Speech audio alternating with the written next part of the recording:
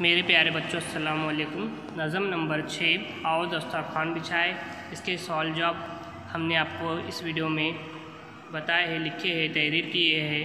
आप तमाम बच्चे इन सवालात के जवाबात अपनी अपनी बयाज में लिखें और इन सवालात के जवाबात को याद कीजिए, अल्फाज मायने को भी याद कीजिए। अगर आपको हमारा ये वीडियो पसंद आए तो इसे सब्सक्राइब कीजिए, लाइक कीजिए और शेयर कीजिए।